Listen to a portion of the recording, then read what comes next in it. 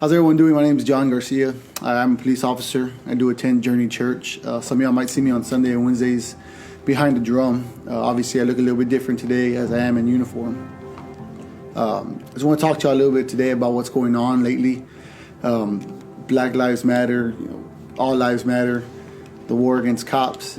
It's not exactly what you see on TV. First of all, you got to understand that what you see at that time is a climax of a situation that's going on. You don't see the totality of the circumstance. You don't see what happened in the beginning or how it ended up at that certain point. The media loves to turn and make everything seem like the cops are the enemies, that the cops are wrong.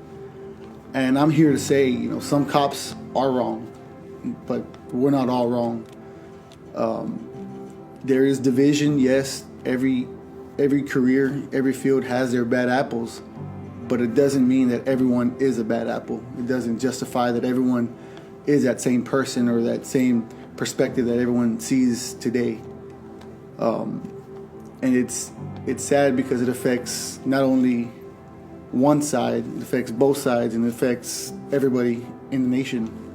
United States of America, one of the greatest countries in the world, is divided right now because of media, because of race, because of religion and whatnot.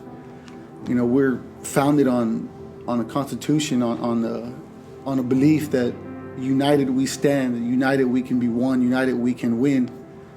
But right now, we're divided over stuff that is nonsense, in better words. And it's sad because people get hurt, people lose their lives, people are affected, not only through their work, but in their personal lives, through their family. As a police officer, we make decisions every day that not only affect us at work, but affect us at home and affect us for the rest of our lives. And people don't understand that. People just see us as that one incident or that one officer who may have shot an innocent bystander or that one officer who was too aggressive. And now everyone sees all cops as that. And me as a Christian growing up in church, I know that a house divided cannot stand. And right now, America is divided, so we cannot stand. We aren't fighting terrorists. We aren't fighting politics right now. We're fighting each other, and that's the sad part. And it's scary. If you want me to be honest with you, it's really scary, coming from a cop standpoint. But all I have right now is my faith to stand on, to know that, I was chosen for this job for a reason. God has been with me for the past 7 years in my field. I've yet to be hurt.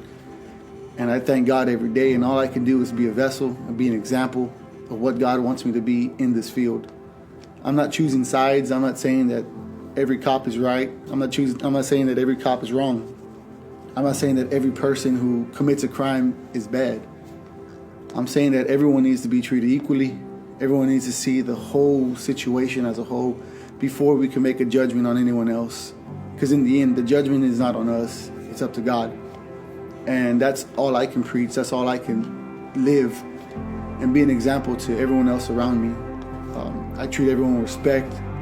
I do unto others, as I would want them to do unto me. Because behind the badge, without the badge, I'm still another person. I still have a family, I still have hobbies, I still have a church to come to. And people don't see that. Nowadays, people just see a badge and they see a target, they see an enemy. And it's sad because this is a job I love, this is a job that I chose to do, and I felt that I was a servant, and I needed to serve God, I needed to serve the people of my community. And now, I'm walking around with a target on my back every single day.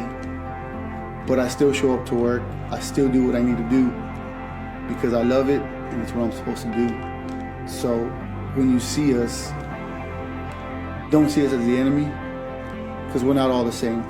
See us as an individual first before you pass judgment. As a police officer in today's society, I got to remember to be like Paul in Acts. Even though he's out there doing what he needed to do, he got stoned, he got persecuted.